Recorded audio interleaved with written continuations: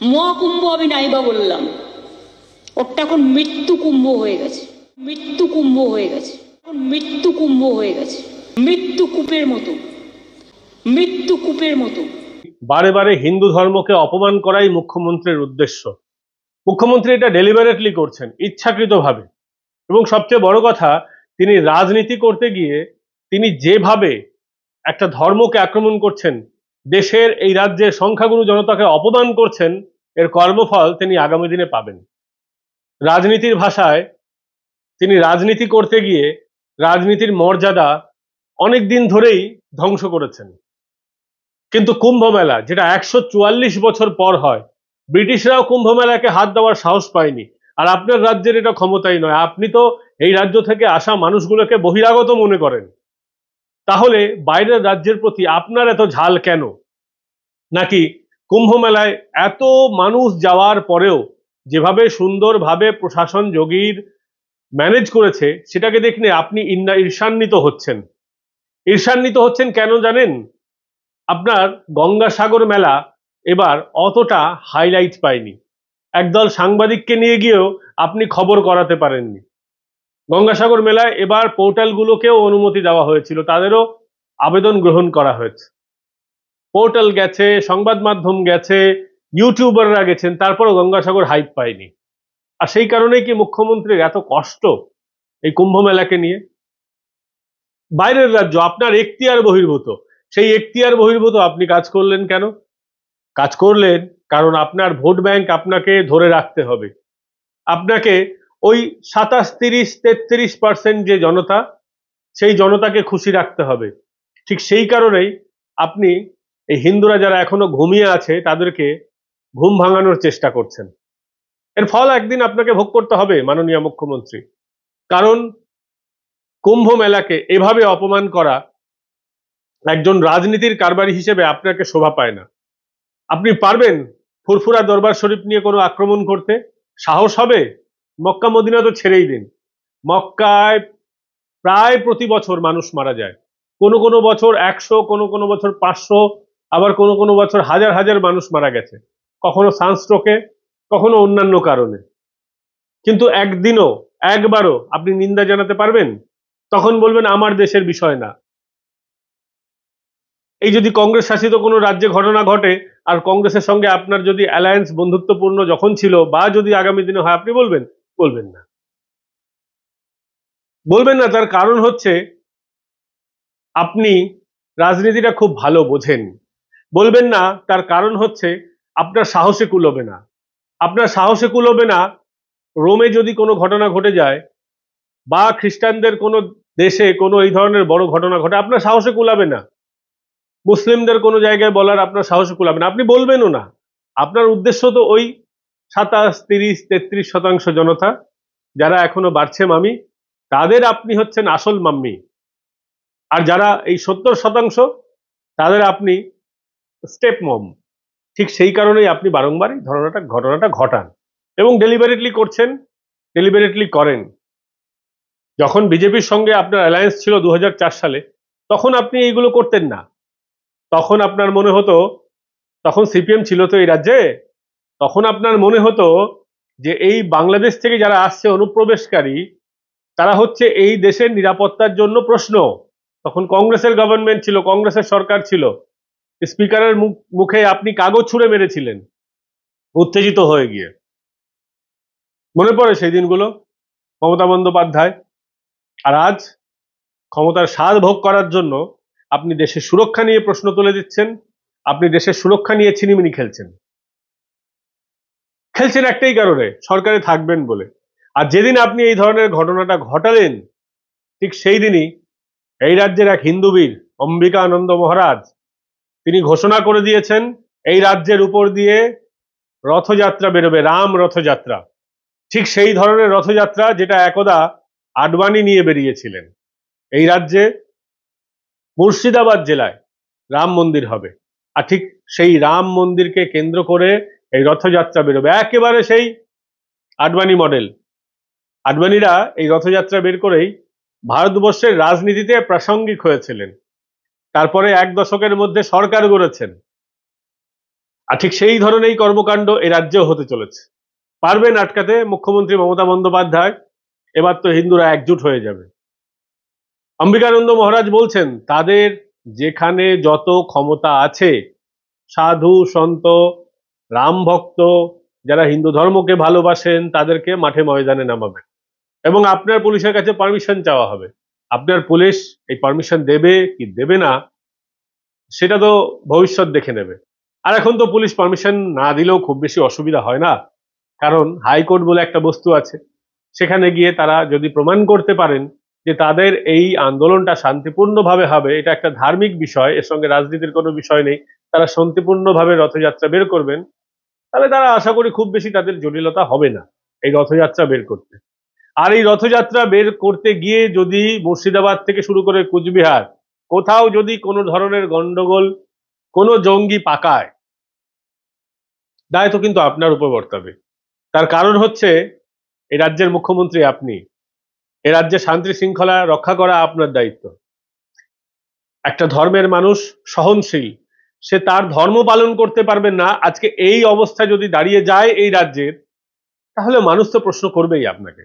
আপনি স্বরাষ্ট্র দপ্তরের মালকিন, আপনি পুলিশ দপ্তরের মালকিন 5 বছরের জন্য, আপনি রাজ্যের মুখ্যমন্ত্রী, রাজ্যের যে চেয়ার মুখ্যমন্ত্রীত্বের, সেই চেয়ারের মালকিন আপনি। না না, আমার এই চেয়ার না, আপনার যে চেয়ারটা রয়েছে মুখ্যমন্ত্রীত্বের, সেটা, সেই জায়গায় দাঁড়িয়ে আপনাকে তো দায়িত্ব নিতে হবে এবং এই রথযাত্রা যাতে সুস্থভাবে সম্পন্ন হয় সেই ব্যবস্থাও আপনাকে করতে হবে। আর এই রথযাত্রাকে কেন্দ্র করে হিন্দুরা কিন্তু একত্রিত হচ্ছে। 26-এর নির্বাচন আমরা প্রশ্ন করেছিলাম অম্বিকানন্দ মহারাজকে যে আপনি কি চাইছেন 26-এর আগে, এই ধরনের রথযাত্রার উদ্দেশ্য কি? অম্বিকানন্দ মহারাজ কি বললেন একটু মন দিয়ে শুনুন, কথাগুলো খুব গুরুত্বপূর্ণ। দেখুন তিনি কি বলছেন।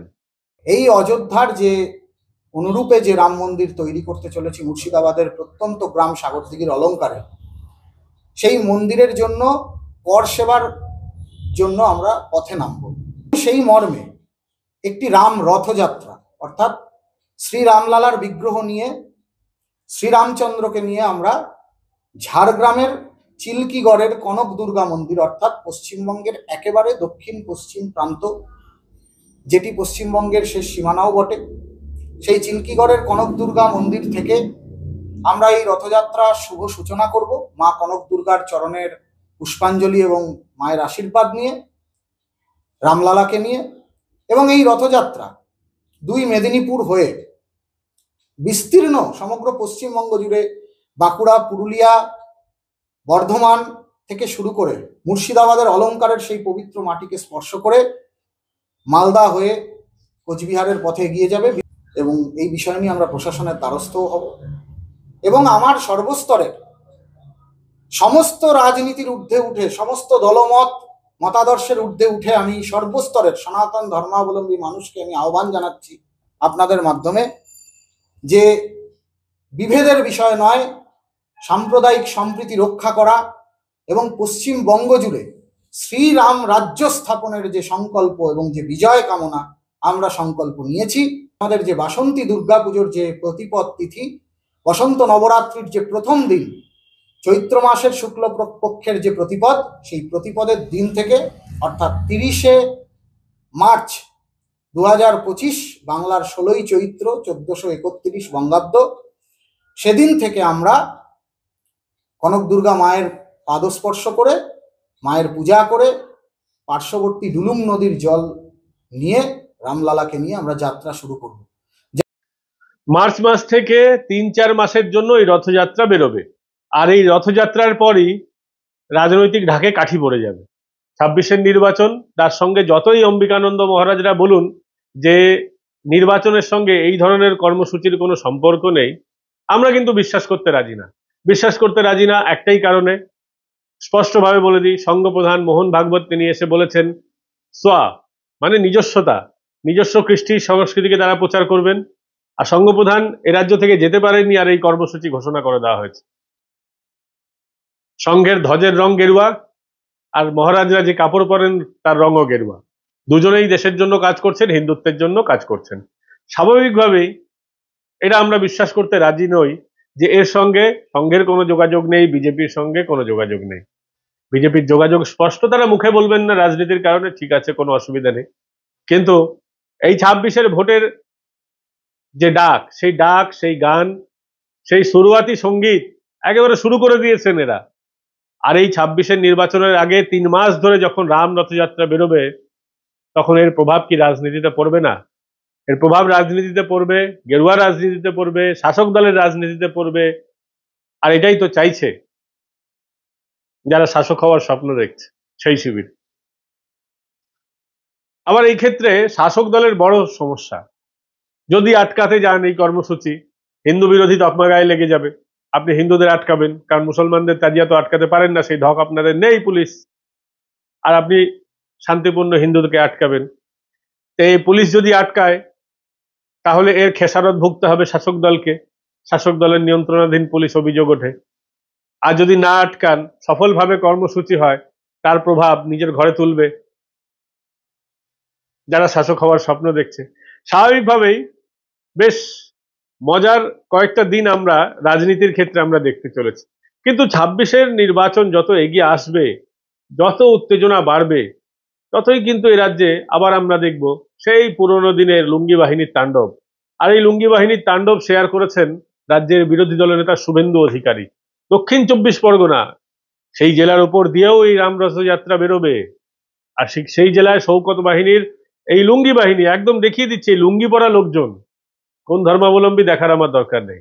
এই লুঙ্গি বাহিনী, শওকত মোল্লার এই মোল্লা বাহিনী সাধারণ বিজেপি কার্যকর্তা হিন্দুদের বাড়িতে ঢুকে ঢুকে পিটাচ্ছে। এটাই তো এই রাজ্যের পরিস্থিতি, আর এর বিরুদ্ধেই তো প্রতিবাদ। এই রাজ্যের পরিস্থিতির আমরা অন্ত চাই। এই লুঙ্গি বাহিনীর তাণ্ডবের আমরা কিন্তু চাই যে এই অশান্তি না হোক। আর যে বিষবৃক্ষ বপন করে দিয়েছেন তৃণমূল নেত্রী, সেই বিষবৃক্ষ তার জমানা শেষ না হওয়া পর্যন্ত হবে না। সিপিএম জমানাও ঝামেলা হতো, সেটা রাজনীতির বিষয় ছিল, কিন্তু এইভাবে মোল্লা মুন্সিদের দিয়ে হিন্দুদের ওপর আক্রমণ করানোর চল আমরা কিন্তু ওই জমানায় দেখিনি। 30%কে খুশি করতে গিয়ে বাকি 70%কে অখুশি করে দিচ্ছেন। একবার যদি ক্ষমতা থেকে চলে যান, আর ফিরতে পারবেন না, এটা আপনারা ভুলে যান। রাজনীতি কিন্তু একদিনের জিনিস নয়। কিন্তু তৃণমূল কংগ্রেস ছেড়ে ছুড়ে দে মা, লুটে পুটে খাই, কি আর করা যাবে। তাই এ রাজ্যের এই অশুভ শক্তির ধ্বংস করার জন্য যে রথযাত্রা বেরোচ্ছে, সেই রথযাত্রাকে যার সমর্থন দেখা যাবে রথযাত্রাকে কেন্দ্র করে, সেটা ভেবেই এখন আমার গায়ে কাঁটা দিয়ে উঠছে। যাই হোক, রথযাত্রা এগিয়ে চলুক। আপাতত এখানেই শেষ করছি বন্ধুরা। ভিডিওটা কেমন লাগলো আমাদের কমেন্ট করে জানাবেন। ভিডিও ভালো লাগলে লাইক, শেয়ার অ্যান্ড সাবস্ক্রাইব, এবং সাবস্ক্রাইব বাটন ক্লিক করার পাশাপাশি বেল আইকন প্রেস করে দেবেন, যাতে ভিডিও নোটিফিকেশন আপনারা সঙ্গে সঙ্গে পেয়ে যান। দেখা হবে ফের আগামীকাল। ভালো থাকবেন,